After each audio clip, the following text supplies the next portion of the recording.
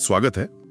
आज हम एक ऐसी जानकारी में गहराई तक उतर रहे हैं जो इस बात पर रोशनी डालती है कि जीवन की मुश्किलें, जिन्हें हम अक्सर बोझ समझते हैं, वो असल में हमें असाधारण ऊंचाइयों तक कैसे पहुंचा सकती हैं। हमारे पास जो स्रोत है वो इस बात पर जोर देता है कि मुश्किल वक्त में हमारे सामने क्या रास्ते होते हैं और कैसे सही चुनाव और एक अटूट इरादा हमें कुछ ऐसा करने की ताकत दे सकता है जिसे शायद हम इतिहास रचना कह सकते हैं, अपनी कहानी को यादगार बनाना।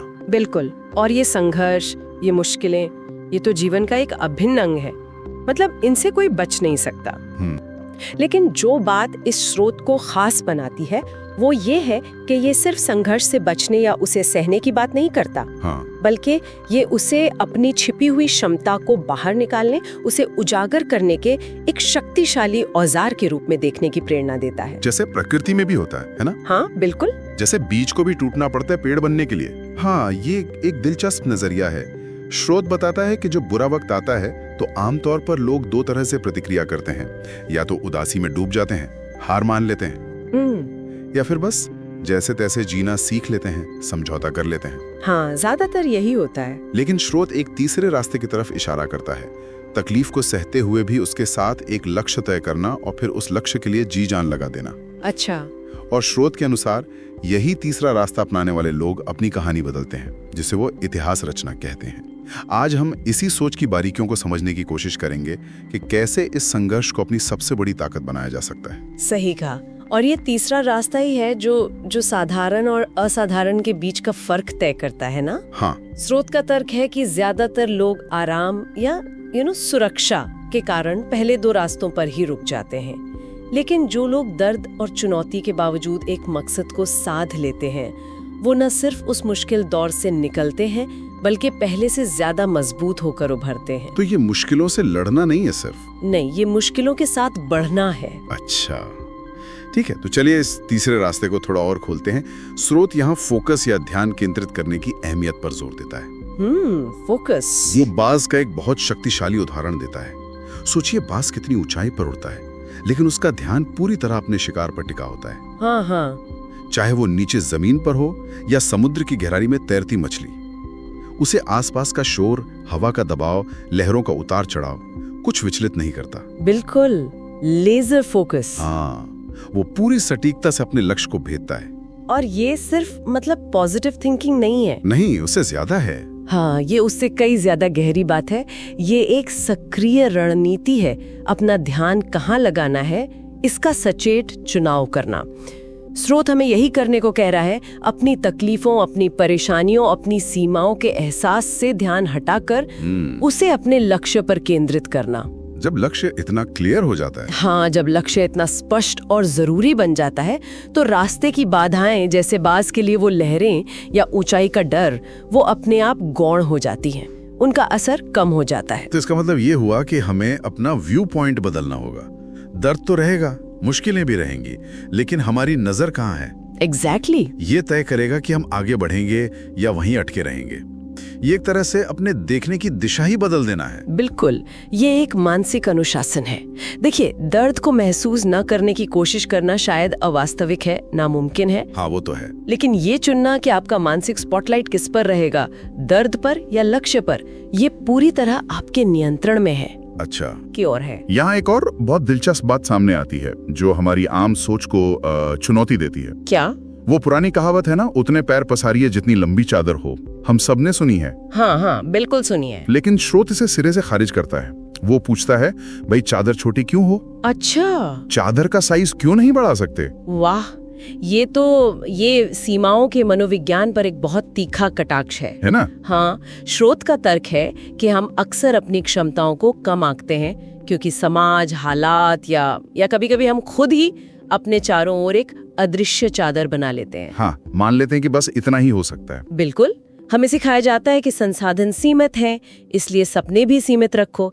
लेकिन स्रोत कहता है नहीं। वो कहता है, आप लिमिटेड वर्जन नहीं है, आप लाइफ टाइम अनलिमिटेड वर्जन है। ये लाइफ टाइम अनलिमिटेड वर्जन वाली बात ये सोचने पर मजबूर करती है।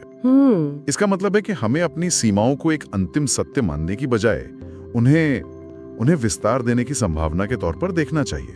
हाँ बिल्कुल, ये मानसिकता में एक बुनियादी बदलाव की मांग करता है। कैसे? कमी को एक बाधा मानने की जगह उसे एक चुनौती के रूप में देखना कि भाई इस कमी को कैसे पूरा किया जाए, संसाधनों को कैसे बढ़ाया जाए, अपनी क्षमता को कैसे विकसित किया जाए। स्रोत उन लोगों की आलोचना भी करता है जो हमें छोटे सपने देखने की सलाह देते हैं, क्योंकि अक्सर वो खुद अपनी बनाई हुई सीमाओं में कैद होते हैं। स्रोत ने यहाँ शेर का एक और जबरदस्त उदाहरण दिया है। अच्छा, शेर का? हाँ, सोचिए अगर जंगल के राजा शेर को बचपन से पिंजरे में रखकर सिर्फ खिचड़ी खिलाई जाए तो क्या वो कभी शिकार करना सीख पाएगा? क्या उसे अपनी ताकत का अंदाजा होगा? नहीं, बिल्कुल नहीं। तो शायद वो भूल ही जाए कि वो शेर है। सही बात है। लेकिन अगर उसे उसकी असली क्षमता का एहसास कराया जाए, उसे जंगल में छोड़ा जाए, तो वो अपनी स्वाभाविक प्रवृत्ति दिखाएगा, शिकार करेगा, राज करेगा। बहुत बहुत सटीक उदाहरण है ये दिखाता है कि हमारा माहौल, हमसे की जाने वाली उम्मीदें और हमें मिलने वाली सीख, ये हमारी क्षमताओं को कितना ज्यादा प्रभावित करती हैं। हाँ, अगर आसपास के लोग ही कहें कि तुम नहीं कर सकते, तो हम धीरे धीरे उस पर यकीन करने लगते हैं ना? है ना? स्रोत इसी धारणा को तोड़ने के लिए उकसा रहा है। वो कह रहा है कि अपनी चादर यानी अपने दायरे, अपनी क्षमताओं, अपने संसाधनों को बढ़ाने पर ध्यान दो, न कि अपने सपनों को छोटा करने पर। तो पहले फोकस बदलो, फिर अपनी सीमाओं को चुनौती दो। इसके बाद स्रोत उद्देश्य या मकसद खोजने की बात करता है। पर्पस। वो कहता है कि अगर आप वाकई कुछ बड़ा करना चाहते हैं, इतिहास रचना चाहते हैं, यानी अपनी जिंदगी को एक मायने देना चाहते हैं, अपनी पूरी क्षमता तक पहुंचना चाहते हैं, तो खुद से 2 बुनियादी सवाल पूछने होंगे। हाँ, और ये सवाल आसान नहीं है, बहुत गहरे हैं। पहला, आप जी क्यों रहे हैं? किसके लिए जी रहे हैं? क्या करने के लिए जी रहे हैं? क्या आपकी जिंदगी का कोई स्पष्ट मकसद है, कोई जुनून, कोई दिशा? और दूसरा सवाल जो शायद और भी ज्यादा महत्वपूर्ण है, क्या आप उस मकसद के बिना जी सकते हैं? क्या उसके बिना आपका जीवन अधूरा नहीं लगेगा? और स्रोत के अनुसार अगर इन दोनों सवालों का जवाब हाँ में है, मतलब हाँ, एक मकसद है और हाँ, उसके बिना जीना गवारा नहीं, तो इसका मतलब है कि आपके दिल में वो चिंगारी मौजूद है, वो स्पार्क। अच्छा, वो चिंगारी जो सही देखभाल और हवा मिलने पर एक ऐसी आग बन सकती है जो न सिर्फ आपकी जिंदगी रोशन करेगी, बल्कि शायद दूसरों को भी रास्ता दिखाएगी। ये जुनून की वो इंटेंसिटी है जिसकी यहाँ बात हो रही है। बिल्कुल। और इस चिंगारी को आग में बदलने का जो सफर है, स्रोत उसे आसान नहीं कहता। नहीं, बल्कि रोमांचक और एडवेंचरस कहता है। ये एक यात्रा है जिसमें उतार चढ़ाव होंगे, मुश्किलें आएंगी। दिलचस्प बात यह है कि स्रोत कहता है कि इस सफर में हर चीज, हर अनुभव मायने रखता है, यहाँ तक कि वो लोग भी जो आप पर कीचड़ उछालते हैं या जो सिर्फ अपने मतलब के लिए आपसे जुड़े हैं। वो भी कैसे? हाँ, वो भी अनजाने में आपको कुछ सिखा जाते हैं, आपको मजबूत बनाते हैं। ये तो काफी अलग सोच है, मतलब नकारात्मक अनुभवों को भी विकास का हिस्सा मानना। हाँ, स्रोत का नजरिया यही है। हर ठोकर एक सबक है, एक लर्निंग है। और इसी संदर्भ में वो कोहरे का उदाहरण देता है। कोहरे का? हाँ, कल्पना कीजिए, सर्दियों की सुबह है, घना कोहरा छाया हुआ है, आपको शायद 10 कदम से आगे कुछ नजर नहीं आ रहा। हाँ, होता है ऐसा। आप क्या करते हैं? आप रुक नहीं जाते, आप बस अगले कुछ कदम चलते हैं। जैसे ही आप वो कदम चलते हैं, आगे का थोड़ा रास्ता और साफ हो जाता है। सही बात है। फिर आप अगले कुछ कदम चलते हैं। स्रोत कहता है, मुश्किलों में भी यही रवैया अपनाना है। जरूरी नहीं कि आपको मीलों दूर का रास्ता साफ दिखे, बस अगला स्टेप लो। हाँ, बस अगला सबसे जरूरी कदम उठाते जाइए। धीरे धीरे, कदम दर कदम, मीलों का सफर तय हो जाता है। ये कोहरे वाला उदाहरण मुझे काफी राहत देने वाला लगा। अक्सर हम पूरी तस्वीर साफ न होने पर घबरा जाते हैं, लेकिन ये तरीका बताता है कि बस अगला कदम उठाना ही काफी है। अच्छा, आगे बढ़ते हैं। स्रोत एक और बहुत महत्वपूर्ण बात कहता है जो शायद थोड़ी अटपटी लगे। क्या? वो कहता है कि इतिहास रचने के लिए, यानी बड़ी सफलता पाने के लिए सिर्फ संघर्ष करना ही काफी नहीं है। अच्छा, तो फिर क्या जरूरी है? उससे भी ज्यादा जरूरी है अपने बुरे दिनों को, अपनी तकलीफों को याद रखना। अपने बुरे दिनों को याद रखना? क्यों? हाँ, ये दृढ़ता या लचीलेपन, रेजिलियंस का एक बहुत महत्वपूर्ण पहलू है। स्रोत इन बुरे दिनों को एक आईना या दर्पण कहता है। हाँ, ये वो आईना है जो हमें हमारी जमीनी हकीकत दिखाता है, हमें याद दिलाता है कि हम कहाँ से चले थे, किन मुश्किलों से गुजरे थे और हमारा असली मकसद क्या था।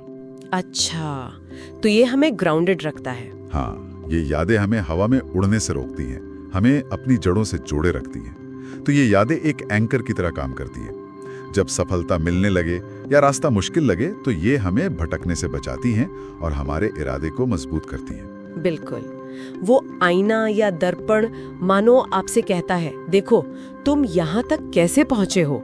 तुम्हारी असली मंजिल ये नहीं है जो आज है, बल्कि वो है जिसे पाने के लिए तुमने ये सफर शुरू किया था। ये यादें हमें विनम्र रखती हैं, केंद्रित रखती हैं और आगे बढ़ने की प्रेरणा देती हैं। ये हमें याद दिलाती हैं कि हमने कितनी दूरी तय की है और अभी कितनी बाकी है। समझ गया। तो फोकस, सीमाओं को तोड़ना, उद्देश्य और फिर अपने अतीत को याद रखना। इसके बाद स्रोत व्यवहारिक कदमों की बात करता है, प्रैक्टिकल स्टेप्स। हाँ, अब स्रोत रणनीति पर आता है, स्ट्रैटेजी। वो कहता है कि जिस भी क्षेत्र में आप कुछ बड़ा करना चाहते हैं, उसकी बारीकियों को गहराई से समझें, डीप डाइव करें उस फील्ड में। हाँ, अपनी कमियों को ईमानदारी से पहचानें और उन्हें दूर करने के लिए मेहनत करें। दुनिया की नकारात्मकता, लोगों की आलोचनाओं को खुद पर हावी ना होने दें, उन्हें एक बाहरी शोर समझें। उनको इग्नोर करना सीखें। हाँ, या उनसे सीखें पर दिल पे ना लें। हर ठोकर को हार मानने की बजाय उसे एक अनुभव, एक सबक माने। और छोटी जीतें। और हर छोटी सफलता, हर छोटी जीत का जश्न मनाएं, क्योंकि यही छोटी जीतें आपका आत्मविश्वास बढ़ाएंगी और आपको आगे बढ़ने की हिम्मत देंगी। ये बहुत प्रैक्टिकल सलाह है और स्रोत इस बात पर भी जोर देता है कि ये सब रातों रात नहीं होगा। बिल्कुल नहीं, कोई मैजिक वॉन्ड नहीं है। स्रोत साफ कहता है कि लंबे समय तक टिकने वाली सफलता के लिए लंबे समय तक लगातार प्रयास करना पड़ता है। कंसिस्टेंसी। हाँ, कंसिस्टेंसी। ये कोई स्प्रिंट नहीं, मैराथन है।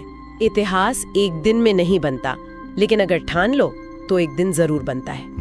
इसके लिए धैर्य, लगन और निरंतरता चाहिए। ये मानना होगा कि सीखना पड़ेगा, बदलना पड़ेगा, गिरना पड़ेगा और फिर उठना पड़ेगा, बार बार। अब बात आती है खुद को अंदर से मजबूत बनाने की, अपनी आंतरिक शक्ति को जगाने की। Inner strength. हाँ, यहाँ स्रोत फिर से बाज का जिक्र करता है। कहता है खुद को बाज की तरह ताकतवर बना, आसमान का राजा बन, इतना मजबूत कि कोई तुम्हारी तरफ आंख उठाने की हिम्मत न करे। लेकिन इसके लिए पहले खुद को उस ऊंचाई तक ले जाना होगा, वो काबिलियत हासिल करनी होगी। ये मानसिकता में एक बहुत बड़ा बदलाव है। खुद को हालात का शिकार समझने की बजाय अपने भाग्य का निर्माता समझना, विक्टिम मोड से बाहर आना। बिल्कुल। स्रोत यहाँ आत्मनिर्भरता पर बहुत जोर देता है, सेल्फ रिलायंस। यहाँ तक कि एक जगह वो कहता है इट्स ओनली यू, जिसका मतलब है अंत में ये लड़ाई आपकी है और आपको ही इसे लड़ना होगा, अकेले। हाँ, मतलब तैयारी आपकी होनी चाहिए। दूसरों के धोखे से सबक जरूर लो, लेकिन बार बार मूर्ख मत बनो। अपनी गलतियों से सीखो। तो मतलब बाहरी सहारे की उम्मीद छोड़कर अपनी ताकत पे भरोसा करना होगा, अपनी मेहनत पर। हाँ, स्रोत का संदेश काफी हद तक यही है। अपनी मेहनत पर यकीन करो, अपने बनाए हुए उसूलों पर चलो, अपने प्रिंसिपल्स पर। अपने स्वाभिमान, अपनी इज्जत के लिए लड़ो। स्रोत एक सीधा सवाल पूछता है, ये जिंदगी किसकी है? हमारी। हाँ, हमारी। तो फिर इसमें सफलता पाना हमारा हक भी है और हमारी जिम्मेदारी भी। हक और जिम्मेदारी दोनों। हाँ, हमें अपने पैरों में पड़ी शक और डर की जंजीरों को तोड़कर एक जिंदा पतंग बनना है। जिंदा पतंग? हाँ, जो हवा के विपरीत भी उड़ सकती है, जिसकी डोर खुद उसके हाथ में है। ये जिंदा पतंग वाली बात बहुत शक्तिशाली है और स्रोत आगे और भी मजबूत प्रतीकों का इस्तेमाल करता है। हाँ, वो कहता है कि खुद को एक ऐसा पहाड़ बनाओ जिसे कोई झुका न सके। एक ऐसा समंदर बनो जिसे कोई सुखा न सके। अपनी आवाज को इतना दबंग बनाओ कि उसे जमाने के शोर या सहारे की जरूरत न पड़े। ये सब हमारी आंतरिक शक्ति, हमारे आत्मबल को पहचानने और उसे विकसित करने का आह्वान है। बिल्कुल, जैसे सागर में कोई कंकड़ फेंके तो सागर को फर्क नहीं पड़ता है ना। सही बात। वैसी बनो। आपकी गहराई और स्थिरता इतनी होनी चाहिए कि दुनिया की छोटी मोटी बातें, आलोचनाएं, मुश्किलें आपको विचलित न कर सकें। ये सब सुनने के बाद एक सवाल मन में आता है, ये सब कब करना है? क्या सही समय का इंतजार करना है? कोई मुहूर्त देखना है? नहीं। स्रोत इसका जवाब बहुत स्पष्ट रूप से देता है। वो कहता है, अब वो समय आ भी गया है। अभी? इसी वक्त? हाँ, कोई और मुहूर्त नहीं है। अब चुपचाप बैठने, हालात के सुधरने का इंतजार करने का समय नहीं है। अब उठ खड़े होने का, जिम्मेदारी लेने का, एक्शन लेने का समय है। मतलब प्रोक्रास्टिनेशन खत्म? बिल्कुल। शायद इतने दिन झुकना पड़ा, सहना पड़ा, वो मजबूरी थी, पर अब दोबारा झुकने का शौक मत पालो। तो मतलब अतीत को पीछे छोड़कर एक नई शुरुआत करने का समय आ गया है, आज से, अभी से। बिल्कुल। श्रोत कहता है every ending is a fresh new beginning. हर अंत एक नई शुरुआत का मौका है। अब अपने पुराने घावों पर मरहम लगाने का समय है, उनसे सीखने का समय है, सिर उठाकर जीने का समय है। और वो तराशने वाली बात। हाँ, जैसे एक मूर्तिकार पत्थर को तराश कर एक खूबसूरत मूर्ति बनाता है, वैसे ही अब खुद को अपनी मेहनत और संकल्प से तराशने का समय है। मुस्कुराने का समय है, पसीना बहाने का समय है। और श्रोत तो यहाँ तक कहता है कि अब तेरे दुश्मनों को रुलाने का समय आ गया है। इसका क्या मतलब समझा जाए? बदला लेना? नहीं, मुझे नहीं लगता कि यहाँ मतलब बदला लेना है। मुझे लगता है यहाँ दुश्मनों को रुलाना का मतलब शायद अपनी सफलता से। अच्छा। अपनी सफलता से उन लोगों को जवाब देना है जिन्होंने आप पर शक किया, आपको नीचे गिराने की कोशिश की या आपका बुरा चाहा। आपकी कामयाबी ही उनका सबसे बड़ा जवाब होगी। समझ गया। ये नकारात्मक भावना नहीं है। नहीं, बल्कि अपनी जीत से अपना पक्ष रखने की बात है, अपनी काबिलियत साबित करने की बात है। समझ गया। और अंत में श्रोत एक बहुत ही दमदार नारे के साथ अपनी बात खत्म करता है। हाँ, वो नारा है जिद्दी बन के इतिहास रच। जिद्दी?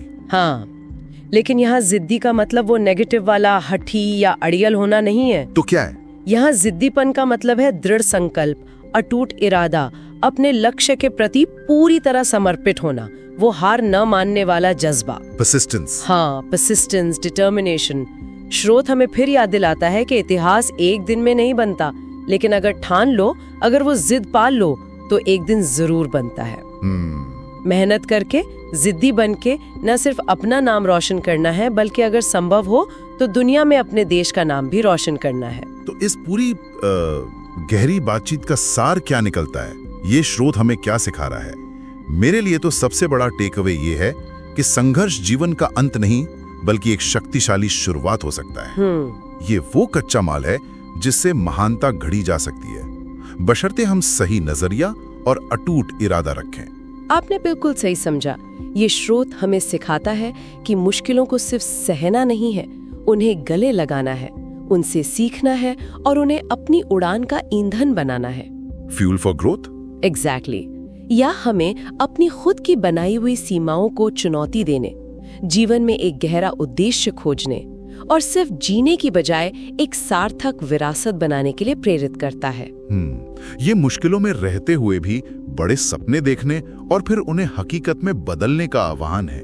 तो ये जानकारी हमें सिर्फ हौसला नहीं देती, बल्कि एक तरह का एक्शन प्लान भी देती है। फोकस बदलो, सीमाएं तोड़ो, मकसद ढूंढो, अतीत से सीखो, खुद को मजबूत बनाओ और फिर जिद्दी बन जाओ। बिल्कुल। और शायद अंत में सोचने वाली बात यह है, जैसा कि श्रोत कहता है, जिद्दी बन के इतिहास रचना। इसका हर किसी के लिए अपना अलग मतलब हो सकता है। सबके लिए अलग होगा। इतिहास रचना शायद हर किसी के लिए दुनिया बदलना न हो, पर अपनी क्षमता की चरम सीमा तक पहुंचना, अपनी कहानी को असाधारण बनाना, ये जरूर हो सकता है। अपनी बेस्ट कहानी लिखना। हाँ, तो सवाल ये उठता है कि वो पहला जिद्दी कदम कौन सा होगा? जैसे उस कोहरे में वो पहला कदम था जो मीलों के सफर की शुरुआत बना। शायद आज उठाया गया कोई छोटा दृढ़ संकल्प वाला कदम ही कल के बड़े बदलाव की नींव रखे। ये सवाल यकीनन सोचने लायक है।